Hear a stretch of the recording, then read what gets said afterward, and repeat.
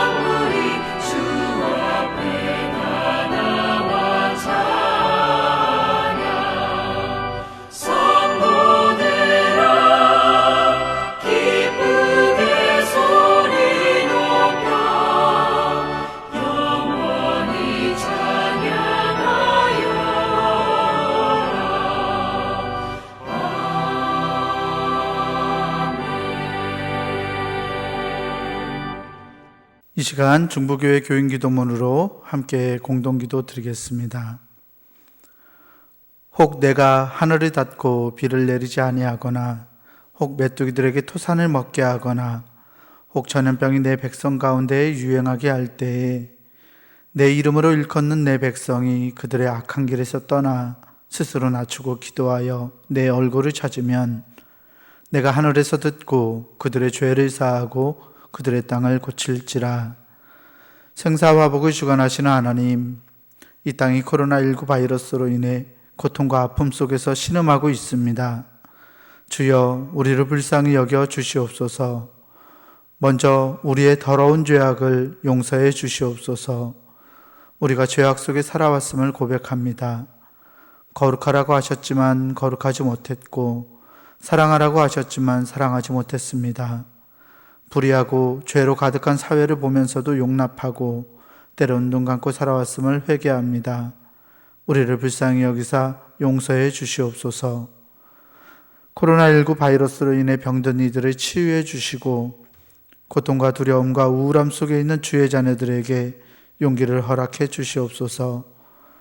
이 바이러스와 싸우는 지도자들과 의료진에게 지혜와 용기를 주셔서 지치지 않게 하시고 잘 인도하게 하여 주시옵소서. 이 악한 바이러스의 세력이 속히 물러가게 하시고 정치, 경제, 사회, 문화 모든 분야에 있어서 이 땅이 안정되게 회복시켜 주시옵소서. 보통의 평범한 삶이 복임을 알게 하시고 주님의 은혜 속에 살아왔음을 깨닫게 하여 주시옵소서. 하나님이 세우신 교회들을 보호하시고 우리 중부교회도 지켜 주시옵소서. 모두의 건강과 안전을 지켜주시고 교회의 모든 예배와 활동이 정상화될 수 있도록 인도해 주시옵소서. 모든 백성이 고난 중에 하나님을 향하여 기도하게 하시고 모든 것이 하나님의 능력 안에 있음을 깨닫고 주께 돌아오는 기회가 되게 하여 주시옵소서. 우리를 사랑하시는 예수 그리스도의 이름으로 기도하옵나이다. 아멘. 다 함께 교동문 12번 시편 19편 말씀을 교독하겠습니다. 교동문 12번 말씀입니다. 교동문 12번 함께 교독합니다. 하늘이 하나님의 영광을 선포하고 날은 날에게 말하고 밤은 밤에게 지식을 전하니 언어도 없고 말씀도 없으며 들리는 소리도 없으나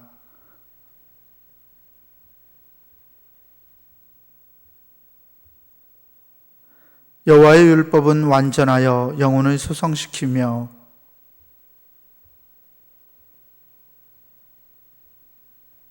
여호와의 교훈은 정직하여 마음을 기쁘게 하고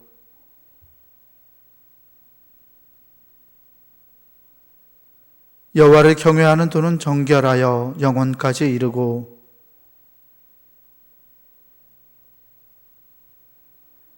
금 곧 많은 순금보다 더 사모할 것이며 꿀과 송이꿀보다 더 달도다.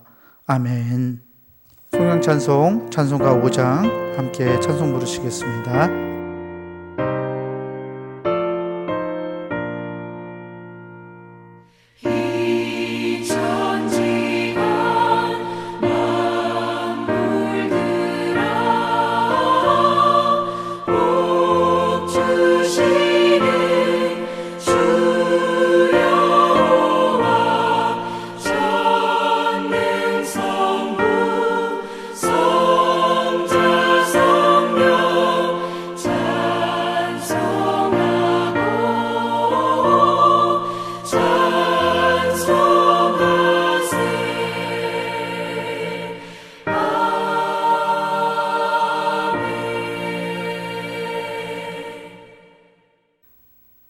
교회 소식을 전합니다. 4월 주제는 기도하는 달입니다. 우리 모든 성도 여러분들이 열심히 기도하시기를 바랍니다. 예배입니다. 주일 예배는 모이는 예배와 온라인 예배를 모두 다 드립니다. 교회에 나오셔서 예배를 드리실 수도 있고 1부부터 4부까지 드리실 수도 있겠고요. 또 혹은 나오지 못하시는 분들은 온라인으로 교회 홈페이지나 유튜브를 통해서 예배를 드리실 수 있습니다. 수요 예배는 모이지 않습니다. 온라인으로 드립니다. 여러분들이 교회 홈페이지나 유튜브를 통해서 수요 예배도 잘 참여하시기 바랍니다. 예배당 개방입니다. 주일에는 교회 예배당을 오후 9시까지 개방합니다.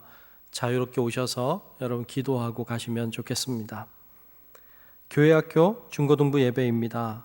영상을 통해서 예배와 공과가 진행이 되고 있습니다. 학부모님들의 도움을 바랍니다. 기도문, 중부교회 교인 기도문으로 있는 곳에서 매일 오후 9시에 기도하시기를 바랍니다. 연속기도회, 이번 주에도 연속기도회는 동일하게 진행하도록 하겠습니다. 기도하는 일에 모두가 마음과 힘을 모아주시기를 바랍니다. 헌금 계좌번호가 나가고 있습니다. 계좌를 통해서도 예물을 드리실 수 있겠습니다. 그리고 마지막으로 이 공감 소비운동입니다. 지난 주일인 부활주일에 우리가 공감 소비운동에 대해서 소개했고, 그리고 오신 분들에게 그 지역 상품권을 나눠드렸습니다. 여러분들이 그것으로 전통시장에서 물건을 구매하시고 또 여러분 좀 더 보태시더라도 그것을 좀 어려운 이웃에게 나누어 주셔서 그것으로 전통시장도 좀 경제적으로 활성화되고 또 어려운 취약계층에 있는 분들도 도움을 받고 또 교회의 이미지도 새롭게 하는 좋은 기회가 되시도록 여러분께서 잘 활동해 주시기를 바랍니다. 이상 교회 소식 전합니다. 그리고 이어서 우리 김원발 장로님 나오셔서 대표로 기도하시겠습니다. 하나님이 세상을 이처럼 사랑하사 독생자를 주셨으니 이는 그를 믿는 자마다 멸망하지 않고 영생을 얻게 하려 하심이라. 우리를 구원해 주시려고 독생자 예수 그리스도를 이 땅에 보내주시고 사망 권세를 이기시고 부활하신 주님께 감사와 영광과 찬양을 드립니다. 코로나19 바이러스로 인하여 사망과 공포의 그림자가 전 세계를 뒤덮고 있는 어두운 시기에 귀하신 주님의 전에 나와 오직 고난의 십자가를 바라보며 우리의 죄와 허물을 고백하오니 바이러스의 고난을 멈춰주시고 사망의 골짜기에서 우리를 건져주시고 새날을 허락하여 주시옵소서. 코로나19로 인하여 사랑하는 주님의 성전에 올 수도 없고 마음껏 교회에서 예배할 수도 찬양할 수도 없었던 지난 주간들이 너무나 안타까웠던 시간들이었습니다.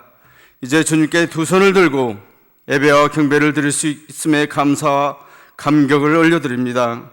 그동안 온갖 우상들을 섬기며 이단과 사이비 교주들의 거짓 증언들과 탐욕과 이심과 헛된 이념에 서로 다투고 시기하며 정죄하며 살아왔던 부패된 저들의 죄를 용서하여 주시옵소서. 주님의 십자가의 보혈로 죄와 허물을 깨끗하게 하시고 정결하게 하여 주시옵소서.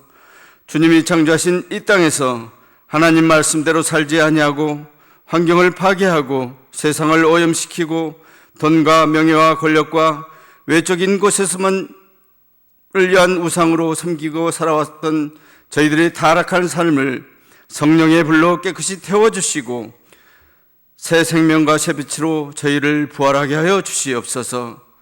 나는 부활이요 생명이니 나를 믿는 자는 죽어도 살겠고 무릇 살아서 나를 믿는 자는 영원히 죽지 아니하리로다 라고 말씀하신 주님께 기도하오니 그동안 하나님을 잃어버리고 말씀과 기도를 멀리하고 살았던 게으르고 나태하고 잠자고 있었던 불쌍한 우리들의 심령을 깨워 주시옵소서. 죄로 인하여 죽어가는 우리 영혼의 생기를 불어넣어 주시고 좌절하고 포기한 삶에서 새로운 생명으로 소망을 꿈꾸며 살아가는 저희들 되게 하여 주시옵소서. 바이러스로 인해 넘을 수 없는 절망적인 상황에서도 죽음의 골짜기에서도 두려움과 공포의 극한의 상황에서도 오직 믿음 하나로 말씀만을 붙잡고 무릎 꿇고 기도하며 주님 한 분을 의지하며 승리하게 하여 주시옵소서. 진리와 공의와 정의가 사라진 무성한 황무한 이 땅에 이 민족을 회복시켜 주시옵소서. 땅끝까지 복음을 전파하라 하신 주님, 이 시간 세계 곳곳으로 흩어져 맡은 바 충성을 다하시는 선교사님들 온갖 어려움과 질고를 주님이 친히 감당해 주시고 인도하여 주시옵소서. 우리는 물질적인 동역자, 기도의 동역자, 중보 기도자들로 삼으사 선교지를 위한 기도가 끊어지지 않게 하시고 선교지와 선교사님들의 가정과 건강을 주님께서 지금도 책임져 주시옵소서. 하나님의 지경이 넓혀지는 역사가 선거지마다 나타나게 하시고 풍성한 열매가 거둬지는 기쁜 소식들만 있도록 인도하여 주시옵소서.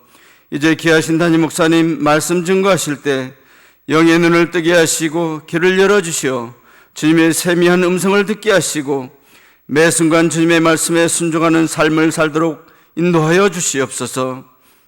이 시간 보이지 않게 교회의 예배와 교육과 교제를 위하여 섬기는 많은 헌신의 지체들이 있습니다. 저들의 노고를 축복하여 주시고 저희들을 통하여 하나님의 나라가 확장되기를 간절히 기도드립니다. 이 나라 이 민족을 위해 기도합니다. 4월 15일 총선을 무사히 마쳤습니다. 바르고 지혜로운 공의로운 당선자들이 하나님의 공의와 정의가 강물처럼 흐르는 나라가 되게 하여 주시옵소서. 이 나라를 위해 세워주신 유정자들이 하나님의 죄를 닮아서 옳은 길 바른 길로 인도하여 주시옵소서. 다윗과 함께 하셨던 주님이 이 나라 이정자들에게도 모세의 지도력과 솔로몬의 지혜를 주시옵소서. 먼저 하나님 앞에 무릎 꿇고 하나님의 공의로 나라의 모든 일들을 해결하고 풀어갈 수 있도록 인도하여 주시옵소서. 온 세계가 혼란스러운 이때 이제는 주님의 진노의 손을 거두주시사 전쟁도 전염병도 하나님께 속한 것으로 하나님 한 분만이 해결해 주실 줄 굳게 믿습니다. 온 민족이 각자의 처소에서 겸손히 기도하며 이 재앙을 이기게 하여 주시옵소서. 이 땅을 회복시켜 주시기를 간절히 원하옵나이다. 경제사회는 열악하고 혼란스럽고 불신자들이 교회를 탄압하여도 주님의 날개 안에서 피난처가 되시고 하나님의 자녀로 택함받은 성도들을 보호해 주실 것을 믿습니다. 교회 안에서 성도들이 서로 불쌍히 여기며 가족 간, 이웃 간 사랑으로 연합하여 모든 것을 주님 안에서 화평하기를 원하옵나이다. 이 시간 예배의 시정을 주님께 의탁드립니다. 이 예배 온전히 영광받아 주시옵소서. 사망과 권세를 이기고 부활하신 예수 그리스도의 이름으로 간절히 기도드립니다. 아멘. 이 시간 우리에게 주시는 하나님의 말씀은 요한복음 21장 15절에서 17절까지 말씀입니다. 제가 가진 성경으로 신약성서 185페이지에 있습니다. 요한복음 21장 15절에서 17절까지 말씀입니다. 말씀 제가 대표로 봉독하겠습니다. 그들이 조반 먹은 후에 예수께서 시몬 베드로에게 이르시되 요한의 아들 시몬아 내가 이 사람들보다 나를 더 사랑하느냐 하시니 이르되 주님 그러하나이다. 내가 주님을 사랑하는 줄 주님께서 아시나이다. 이르시되 내 어린 양을 먹이라 하시고 또 두 번째 이르시되 요한의 아들 시몬아 내가 나를 사랑하느냐 하시니 이르되 주님 그러하나이다. 내가 주님을 사랑하는 줄 주님께서 아시나이다. 이르시되 내 양을 치라 하시고 세 번째 이르시되 요한의 아들 시몬아 내가 나를 사랑하느냐 하시니 주께서 세 번째 내가 나를 사랑하느냐 하심으로 베드로가 근심하여 이르되 주님 모든 것을 아시오매 내가 주님을 사랑하는 줄을 주님께서 아시나이다. 예수께서 이르시되 내 양을 먹이라. 아멘. 주제설교 예수님의 질문 14번째 시간입니다. 오늘은 내가 나를 사랑하느냐라는 제목으로 담임 목사님께서 하나님 말씀 선포하시겠습니다. 오늘은 요한복음 21장 15절로 17절 말씀 중심으로 내가 나를 사랑하느냐라는 제목으로 말씀 함께 나누겠습니다. 우리가 온라인으로 예배하는 여러분들 위에도 하나님의 은혜가 함께 하시고 또 오늘 말씀을 통해서도 하나님께서 주시는 은혜가 저에게 있었던 것처럼 여러분들에게도 함께 동일하게 있기를 주님의 이름으로 축복합니다.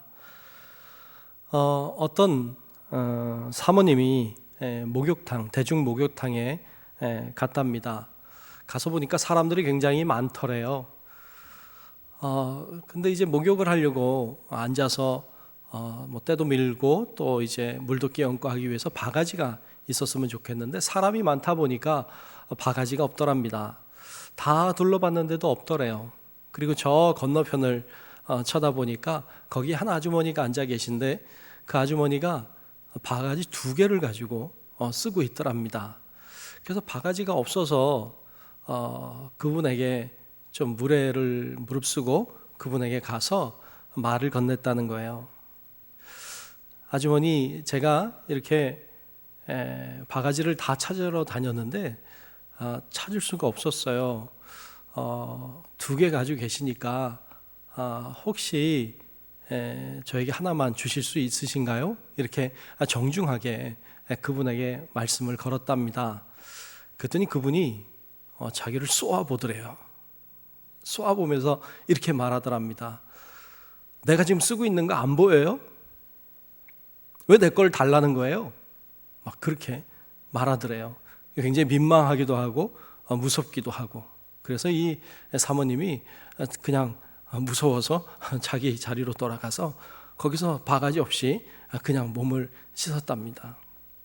그리고는 목욕을 다 마치고 그리고 이제 나온 거예요. 옷을 입으려고 하는데 그 아주머니도 나와서 옷을 입고 있더랍니다. 그런데 그 아주머니도 저쪽에서 입고 있는데 자기도 이제 그 아주머니 무섭기도 하고 그래서 이쪽에서 옷을 조용하게 입고 있는데 어떤 아주머니가 새로 들어오더랍니다. 목욕탕에 새로 들어오신 분이 그 아까 무서운 그 아주머니를 보더니 반가워하더래요.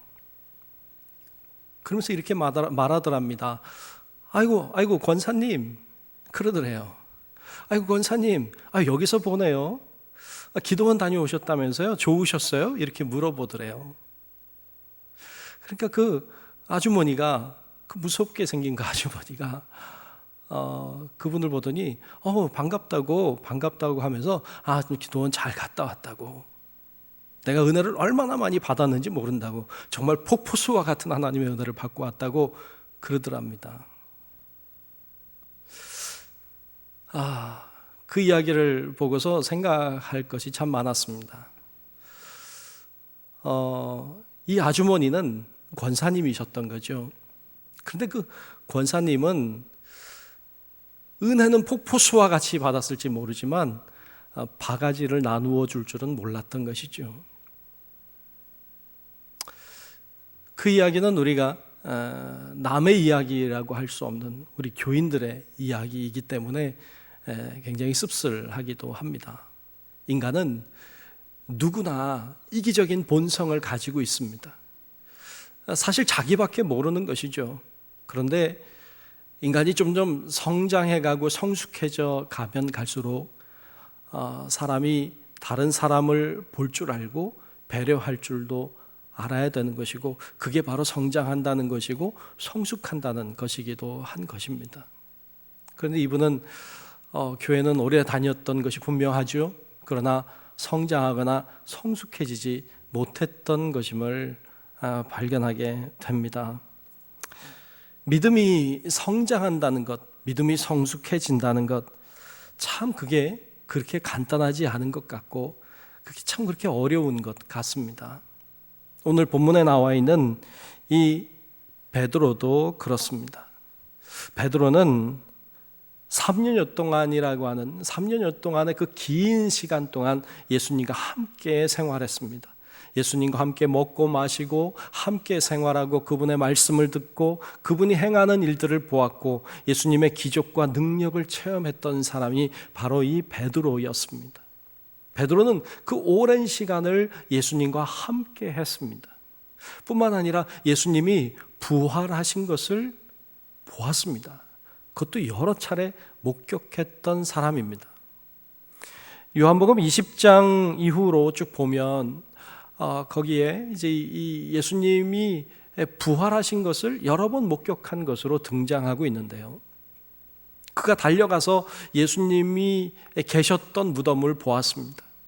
그 무덤이 열려 있는 것, 예수님의 시신이 있지 않는 것을 그는 눈으로 보았고 확인했던 사람입니다. 뿐만 아니라 막달라 마리아가 예수님이 부활하셨다고 살아나셨다고 증언하는 소리도 들은 사람입니다.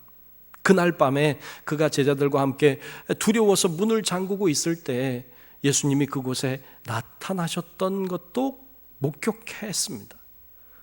근데 그 자리에 도마가 없었어요. 그래서 여드레 후에 예수님이 다시 그들에게 나타나셔서 자신이 부활하셨음을 보라고 보여주시고 만지게 하셨던 것도 목격했던 사람이 베드로였습니다.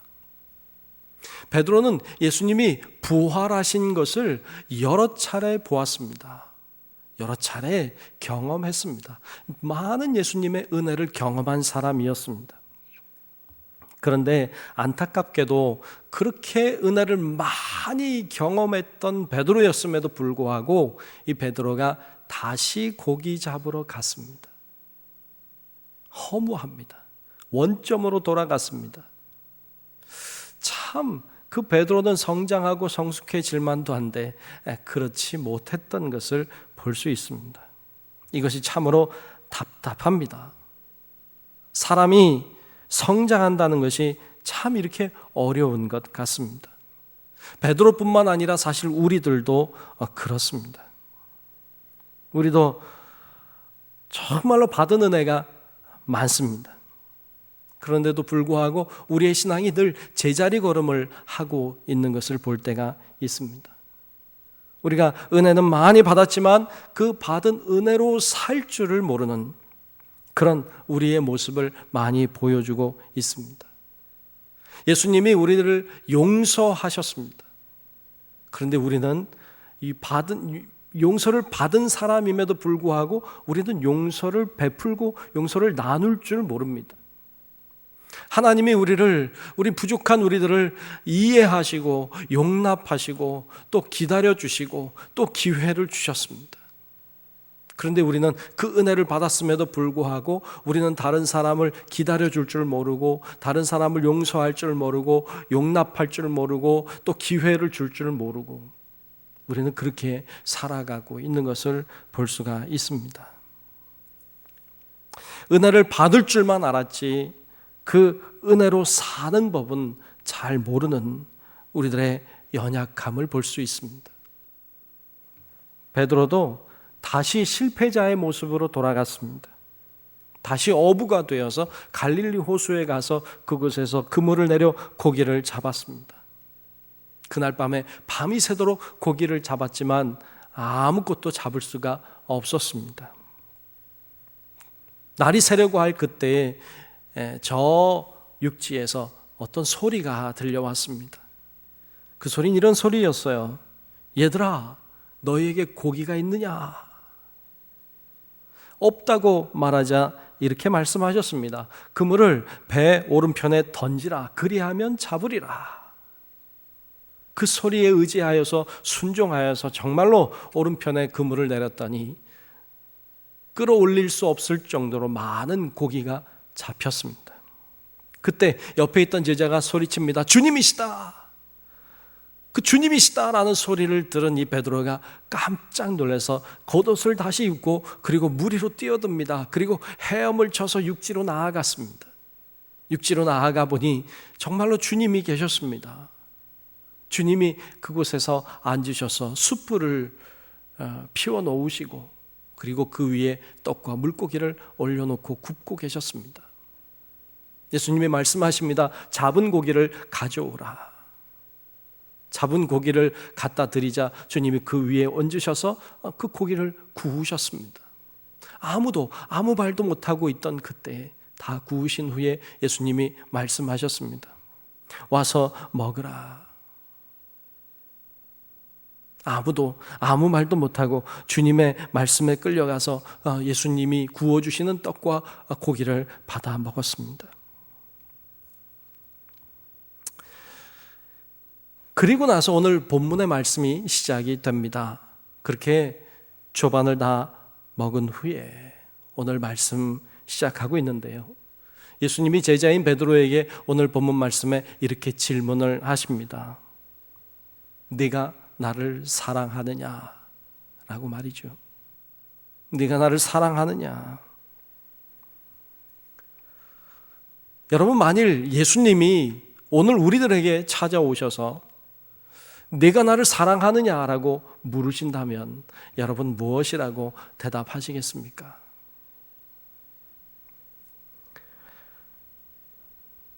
예수님이 그 질문을 동일한 질문을 3번이나 반복해서 이 제자 베드로에게 하신 것처럼 오늘 우리들에게도 반복해서 내가 나를 사랑하느냐고 반복해서 물으신다면 여러분 뭐라고 대답하시겠습니까?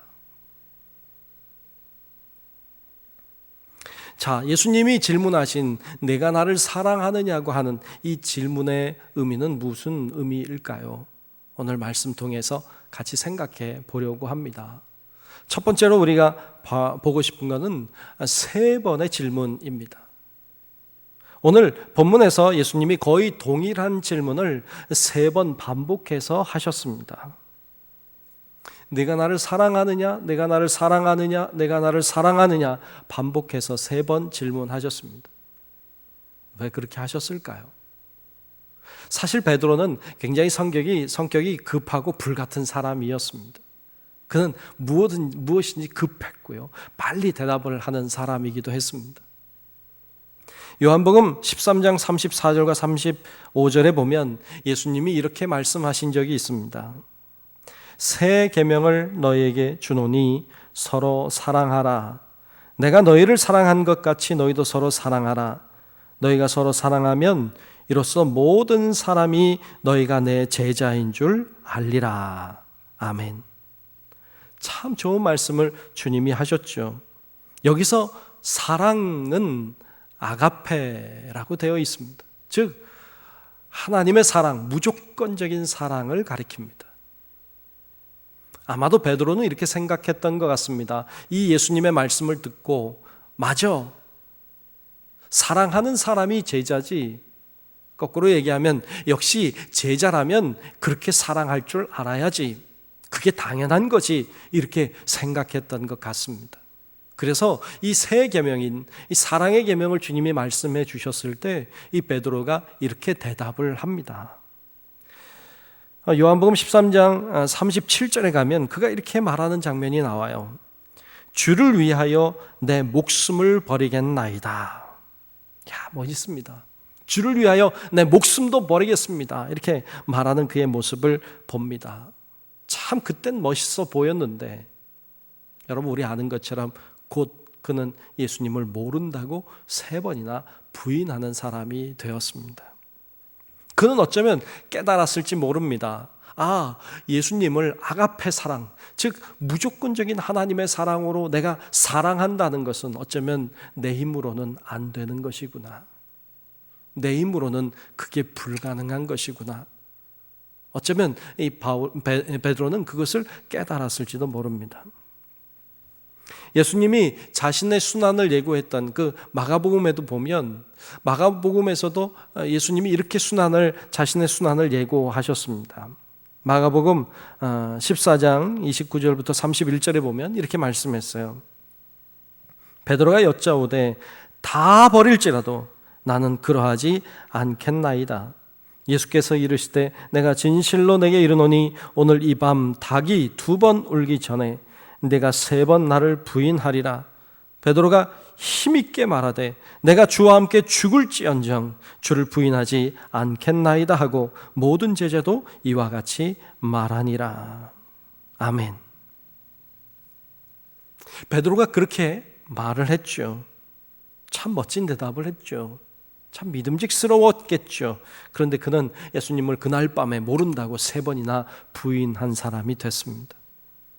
어쩌면 예수님이 베드로에게 3번 이렇게 질문하신 것은 베드로가 예수님을 3번이나 모른다고 부인했기 때문에 예수님이 3번 질문하고 그로 하여금 3번 대답하게 하셨을 수도 있습니다.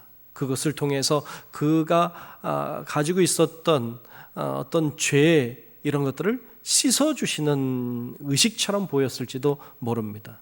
혹은 이 3이라고 하는 숫자가 완전수이기 때문에 주님께서 이 베드로를 완전하게 씻어주시고 용서하시고 그리고 그에게 새로운 사명을 주신다는 의미가 있을 수도 있겠습니다. 그런데 오늘 말씀에 다시 한번 들어와서 자세히 보면 새로운 것을 좀 발견하게 됩니다. 그것은 오늘 본문에 보면 예수님의 질문에 좀 독특한 점이 한 가지 발견된다는 점입니다.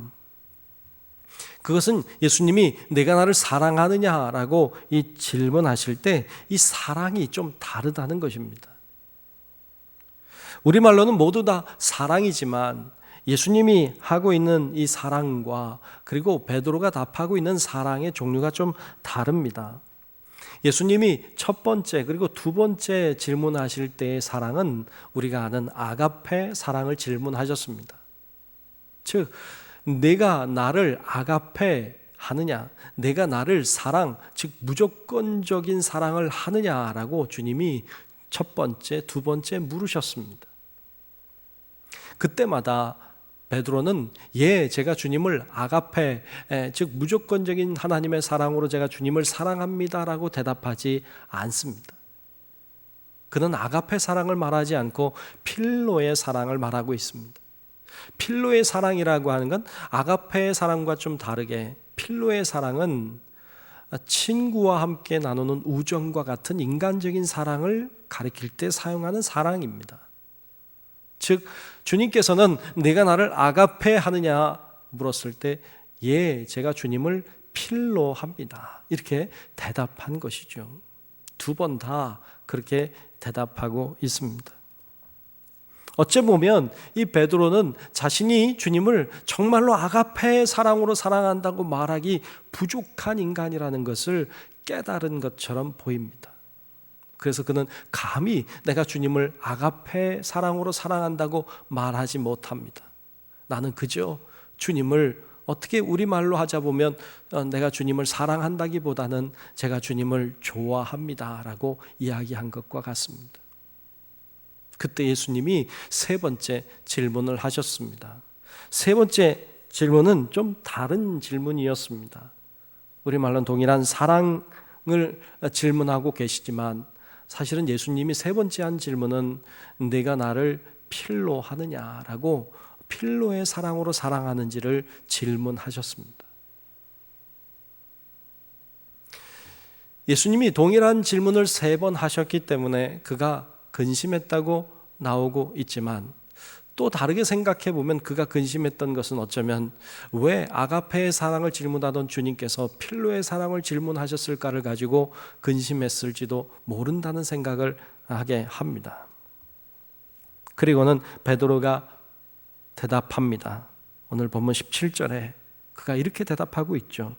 주님, 모든 것을 아시오매 내가 주님을 사랑하는 줄을 주님께서 아시나이다. 아멘. 어쩌면 이렇게 대답하는 것이 우리로서도 참 쉽지 않습니다. 저도 종종 그런 생각이 듭니다. 예수님을 믿는다는 것이 참 어렵다. 예수님을 사랑한다는 것이 참 어렵구나. 이런 생각을 종종 하곤 합니다. 그냥 말로 믿습니다. 말로 사랑합니다. 그건 그렇게 어렵지 않습니다. 그냥 교회 나오는 것, 그리고 내가 예수님을 예배하고 찬송을 부르고 기도하는 것, 뭐 그렇게 어려운 것 사실 아닙니다. 그런데 예수님을 진짜로 믿는 것, 예수님을 진실하게 사랑하는 것, 예수님을 따르는 것, 예수님을 닮아가는 것, 이건요, 참 그렇게 쉽지 않습니다. 정말 어려운 것 같다는 생각이 들고요. 어떨 때는 과연 예수님을 믿는다는 것이 가능할까? 과연 내가 예수님을 정말로 사랑한다는 것이 가능할까라는 생각이 들 때가 있습니다. 그런 우리에게도 주님이 세 번 질문해 오십니다. 동일한 질문을, 사랑하는지에 대한 질문을 반복해서 하신다면 우리는 생각하고 또 생각하게 될 것입니다. 내가 진짜 주님을 사랑하는 것일까? 내가 주님을 사랑한다는 건 진심일까? 진실한 것일까? 내가 주님을 사랑한다면 나는 어떻게 해야 될까? 이런 고민들을 하게 하고 더 깊이 그것을 생각하고 묵상하게 만듭니다. 어쩌면 이것을 베드로에게 하고 있는지도 모릅니다. 이렇게 반복해서 질문하시는 것은 자꾸 나를 돌아보게 합니다. 그리고 내 중심을 보게 하는 것이죠. 베드로도 그랬을지 모릅니다. 베드로가 끝까지 필로의 사랑으로 주님을 사랑한다고 고백했지만 그 고백은 진실했습니다. 그리고 주님은 그의 고백을 받으셨습니다. 그 이후로 베드로는 성장하기를 시작합니다. 결국 그는 예수님을 위해서 십자가에 거꾸로 매달려 죽고 순교할 정도로 그의 믿음은 성장해 갔습니다. 우리의 신앙도 빨리 자라지 않는다고 너무 걱정하고 염려할 필요 없습니다. 내가 빨리 주님처럼 주님의 모습을 담지 않는다고 해서 너무 낙심하거나 너무 실망할 필요도 사실 없습니다. 지금 우리의 모습이, 지금 우리의 신앙이 비록 작고, 지금 우리의 신앙이 참 보잘것없고, 어찌 보면 베드로처럼 실패한 모습처럼 보일지 모르지만 정말 중요한 것은 지금의 나의 신앙이 아니라 내 신앙이 조금씩 자라나고 성장하는 것이 더 중요하다는 사실을 여러분 기억하셔야 합니다. 바라기는 우리 성도 여러분들이 주님께서 우리에게 질문해 오시는 이 질문을 잘 듣고, 그리고 그 질문에 순종하고 잘 대답하고, 또 그러므로 우리의 믿음이 조금씩 자라나고 성장해 가는, 그러므로 언젠가 주님의 모습을 정말로 닮아 있는 우리 모든 성도 여러분들이 될 수 있기를 주님의 이름으로 축복합니다. 두 번째로 오늘 말씀을 통해서 발견하게 되는 것은 진실하게 대답하라는 것입니다. 진실하게 대답하셔야 합니다.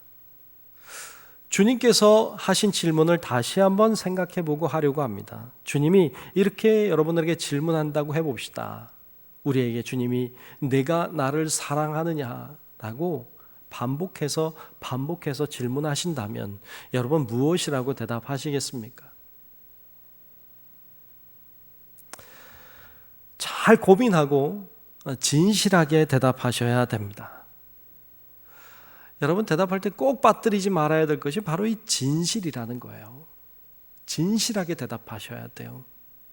왜냐하면 주님은 우리의 마음을 너무나도 잘 알고 계시기 때문입니다. 주님은 우리에게 속지 않습니다. 주님은 우리의 마음을 아십니다. 주님은 나보다 나를 더 잘 알고 계십니다. 내가 어떤 의도와 어떤 목적으로 어떤 대답을 하고 있는지 나도 몰라도 주님은 아십니다. 그러므로 중심을 다하여 진심으로 주님 앞에 대답할 수 있어야 합니다. 사무엘상 말씀에 이렇게 말씀합니다. 사무엘상 16장 7절에 내가 보는 것은 사람과 같지 아니하니 사람은 외모를 보거니와 여호와는 중심을 보느니라. 아멘. 사람은 외모를 봅니다. 보이는 것을 보지만 하나님은 중심을 보신다고 하셨습니다. 그렇다면 진심으로 사랑하는지 아닌지를 무엇을 보면 알 수 있을까요? 그게 진심인지 아닌지를 어떻게 알 수 있을까요? 데살로니가전서 1장 3절에 보면 이런 말씀이 나오고 있어요.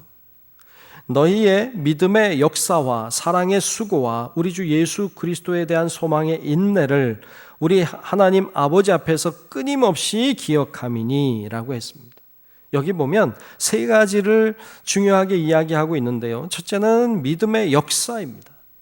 믿으면 역사가 일어나는 거예요. 믿는데도 역사가 일어나지 않으면 믿음이 가짜이든지 믿음에 문제가 있는 것이죠. 두 번째 나오는 것이 사랑의 수고입니다.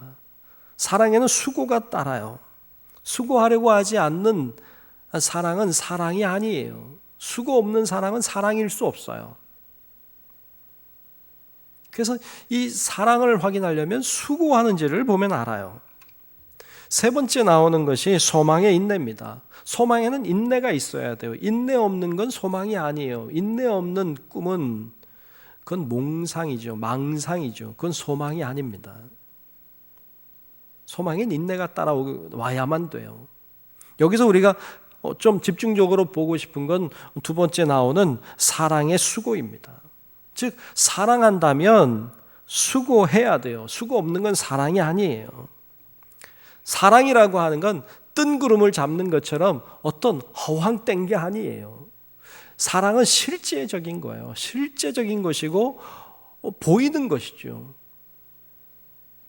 근데 때때로 사랑을 뜬구름처럼 생각해요. 그러기에 실패하는 것을 볼 수 있습니다. 사랑은 기꺼이 수고를 마다하지 않는 것입니다. 그걸 보고 사랑을 확인하는 것이죠. 예수님이 우리를 사랑하셨습니다. 어떻게 합니까? 그분의 사랑이 진실인 걸 어떻게 알아요? 그분이 수고한 것을 보면 알아요. 그분이 하늘 보좌를 버리고 이 땅에 오셨어요. 인간의 몸을 입고 오셨어요. 인간이 되셨어요. 수고하신 거예요. 그분이 이 땅에서의 삶을 살아내셨어요. 말씀을 전하시고 우리와 함께 먹고 마시고 함께 생활하셨어요. 그리고 우리들에게 말씀도 전해주셨고 어떻게 살아야 되는지 보여주셨고 가르쳐 주셨습니다. 뿐만 아니라 십자가 고난의 길을 가셨어요. 우리를 구원하시기 위해 그 십자가에 죽어주셨어요. 그분은 땀과 눈물과 피를 쏟으셨어요. 수고해 주셨어요. 그러므로 우리가 그분의 수고를 보고 우리는 그분이 우리를 사랑하신다는 것을 확인하고 알게 되는 것 아닙니까? 그분의 수고를 통해 우리는 그분의 사랑을 경험하게 되는 것이죠. 마찬가지로 주님이 우리들에게 질문하세요. 내가 나를 사랑하느냐? 이 질문에 우리가 진실하게 대답한다면 그분을 위한 수고를 마다하지 않아야 되는 것이죠. 근데 우린 수고하려고 하지 않고 사랑한다고 말만 하려고 하는 경우가 참 많아요. 이런 이야기를 들었습니다. 요즘 어떤 사람들은 이력서를 써낼 때 취미란에 기독교 혹은 교회 가기 이렇게 적는다고 그래요. 이 우스갯소리 같은데 모르겠어요. 정말인지요. 잘못 적은 게 아니에요. 취미의 기독교, 취미의 교회 가기 이렇게 적은 게 잘못 적은 게 아니에요. 정말로 그 사람들은요, 교회 가는 것을 취미 생활처럼 생각한다는 것이죠. 다른 사람 주말이 되면 뭐 등산도 가고 낚시도 가고 뭐 운동도 가고 이렇게 취미 생활하러 가는 것처럼 나는 주말이 되면 교회에 간다. 이걸 마치 취미 생활처럼 생각해요. 그래서 바쁘거나 그냥 평상시 주일일 때는 교회 가죠. 그런데 좀 바쁘거나 뭐 일이 있거나 그러면 안 갈 수 있는 거예요. 왜? 취미니까. 마치 교회 다니고 신앙생활 하는 것을 그렇게 취미생활 하는 것처럼 다니는 사람들이 있다는 것입니다. 여러분, 우리 이거 정신을 바짝 차려야 돼요. 여러분, 신앙생활 하는 것은 취미생활 하는 거 아니에요. 우리가 교회 다니고 신앙생활 한다는 것은 내가 예수님을 사랑한다는 고백 위에 생명을 거는 거예요. 내가 주님을 사랑한다는 그 고백 위에 생명을 거는 것이 신앙생활이지 그냥 취미생활 하는 거 아니에요. 여러분, 사랑하는 것을 취미로 한다면 여러분 그런 사람을 만나면 안 돼요. 사랑은 취미로 하는 게 아니에요. 신앙생활도 취미로 하는 거 아니에요. 그런데 그렇게 진실하지 않게 우리가 신앙생활 한다면 그것이 어떻게 하나님의 기쁨이 되겠고 어떻게 하나님의 역사를 일으킬 수 있겠습니까? 베드로는 이렇게 대답을 했습니다. 주님, 그러하나이다. 내가 주님을 사랑하는 줄 주님께서 아시나이다. 그의 대답은 훌륭했어요. 그의 대답은 진실했습니다. 뭘 보면 아느냐? 그가 그 이후에 보여준 그의 삶을 보면 압니다.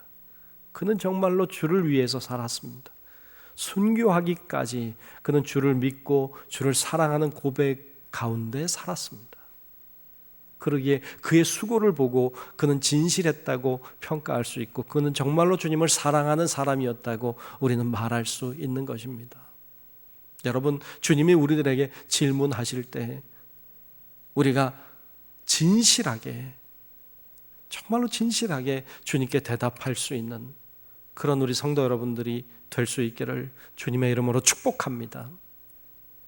마지막 세 번째로 하나 더 보고 싶은 건 사랑을 고백할 때 사명을 주신다는 것입니다. 사랑을 고백할 때 비로소 하나님은 우리들에게 자신의 양떼를 맡겨주셨습니다. 오늘 본문 말씀 중에 보면 예수님이 3번 질문하고 그리고 이 베드로가 3번 대답합니다. 대답할 때마다 주님이 사명을 주셨어요. 자신의 양떼를 맡겨주셨는데요. 얼핏 보면 같은 사명일 것 같은데 좀 다르게 매 절마다, 매 고백마다 다른 사명을 주고 계시는 것을 볼 수 있습니다. 15절에는 이렇게 사명을 주셨죠. 내 어린 양을 먹이라. 16절에는 내 양을 치라. 17절에는 내 양을 먹이라.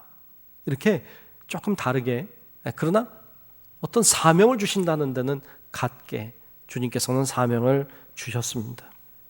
진실하게 사랑을 고백할 때 주님은 그때마다 사명을 주셨습니다. 예수님이 자신의 양떼를 맡기실 때 질문한 것은 딱 하나였습니다. 네가 나를 사랑하느냐? 라는 질문 한 가지였습니다.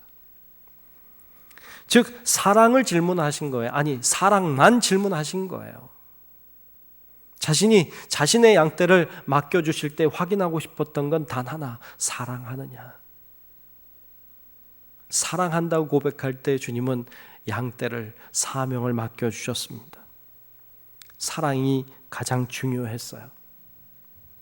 그런데 예수님이 이 사랑을 질문하실 때, 주님이 행하셨던 그 사랑의 질문은 현재형이었어요. 다시 얘기하면 내가 지금 나를 사랑하느냐라는 질문과 같아요. 과거의 질문이 아니에요. 미래의 질문이 아니에요. 내가 옛날에 나를 사랑했느냐 아니고, 내가 앞으로 나를 사랑할 거냐 아니고, 내가 지금 나를 사랑하고 있느냐라고 주님은 현재형의 질문을 하고 계십니다. 하나님이 확인하고 싶었던 건 지금의 사랑이었어요. 지금의 사랑, 그게 중요했어요. 많은 사람들이 옛날의 사랑을 가지고 살아요. 내가 옛날에 주님을 얼마나 사랑했었는지, 네, 그것도 중요해요. 어떤 사람은 앞으로 내가 주님을 사랑할 거라고 말해요. 예, 그것도 중요해요.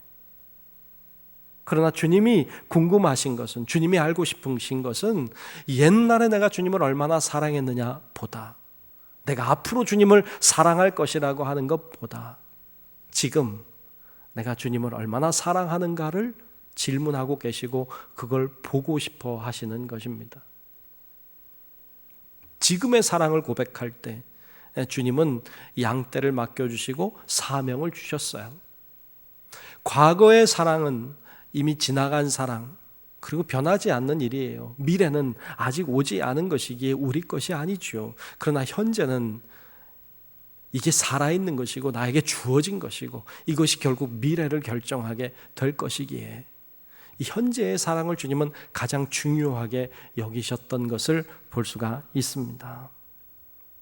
지금 나의 상황이 어떠하든지, 내가 지금 굉장히 어렵고 힘들고 고난 중에 있든지, 아니면 내가 지금 굉장히 편안하고 안락하고 아무 문제 없이 살든지 간에, 어떤 환경과 어떤 조건 가운데 우리가 있든지 간에 지금 내가 주님을 사랑하고 있는지를 주님은 질문하고 계십니다.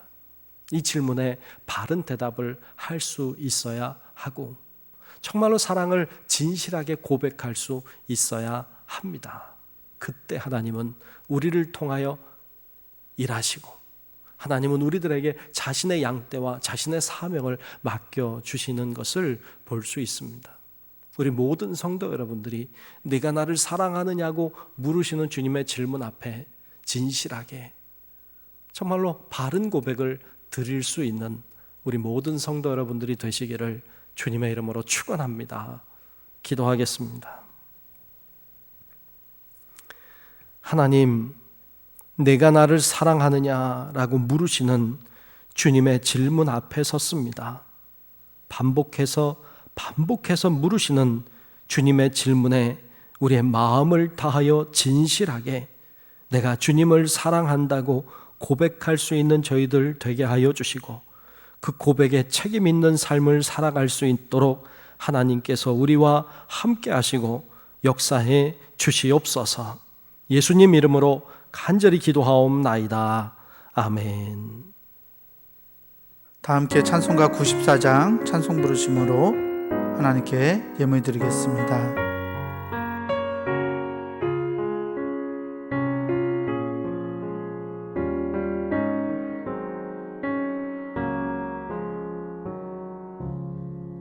주 예수보다 더 귀한 것은 없네. 이 세상 무기와 바꿀 수 없네.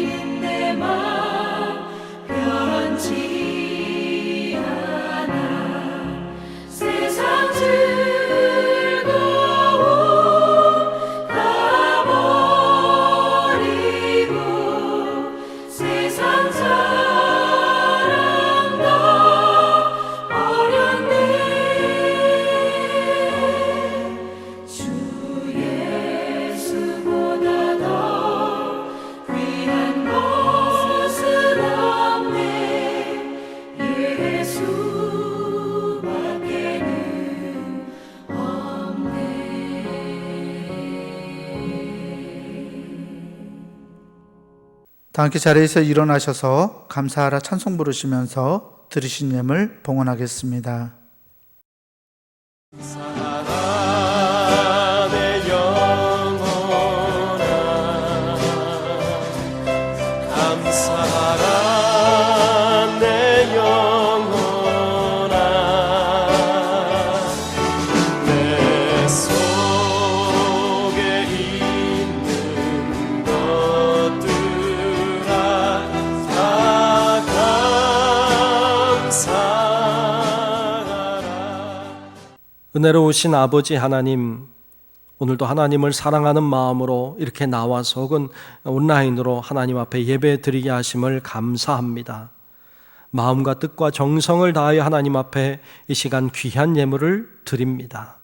하나님 앞에 드리는 예물마다 하나님 붙들어 주시고 함께하여 주시고 하나님의 은혜와 역사와 능력이 나타나도록 하나님 인도하여 주옵소서. 우리는 어떤 일을 만나게 될지, 어떤 일을 경험하게 될지 모르는 그런 어두운 삶을 살아가고 있습니다. 하지만 주님은 알고 계시고 주님은 우리를 인도하고 계심을 믿습니다. 믿음으로 드리는 예물마다 하나님 아버지 놀라운 은혜가 임하도록 역사해 주옵시고, 우리의 예물을 통하여 하나님의 나라가 확장되게 하시고 하나님의 역사가 일어나게 하시고, 또 하나님이 주시는 은혜와 은총이 우리 가운데 더욱 풍성하고 넘치도록 하나님 역사해 주시옵소서. 우리 사랑하는 중부교회에 속해 있는 모든 성도들을 지켜주시고 건강을 돌보아 주시고 앞뒤 좌우를 지켜주시고, 또 하는 일마다 하나님 형통의 은혜도 베풀어 주시고, 또 가정에도 하나님 은혜를 허락하여 주셔서 하나님을 믿는 자로서 승리할 수 있도록 하나님 마음껏 축복하여 주시옵소서.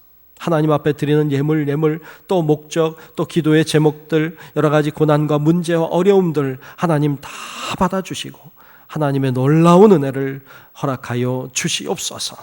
하나님의 은혜 때문에 기뻐하게 하시고 하나님이 베풀어 주신 그 놀라우신 역사하심을 바라보며 감사하게 하시고, 우리의 삶이 그로 인하여 더욱 주님 안에 풍요로워지는 우리 모든 성도들 다 될 수 있도록 하나님 마음껏 은혜를 허락하여 주시옵소서. 여러 가지 질병과 문제와 어려움 가운데 있는 주의 자녀들에게 용기와 권능과 성령의 충만함을 허락해 주셔서 잘 감당하고 이겨내게 하시고, 바이러스로 인하여 고통과 어려움과 두려움과 우울함 속에 있는 주의 자녀들이 다 해방되고 자유함을 누리고 빨리 주님 앞에 정상적인 예배와 삶이 회복될 수 있도록 인도하여 주옵소서.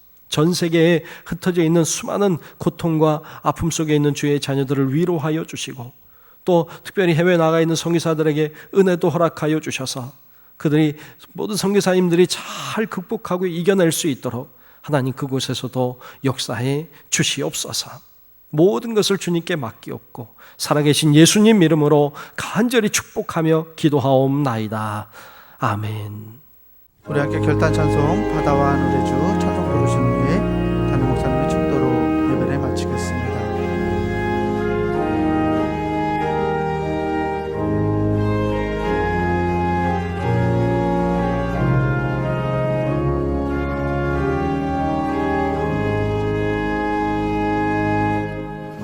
바다와 하늘의 주 죄와 고통 속에서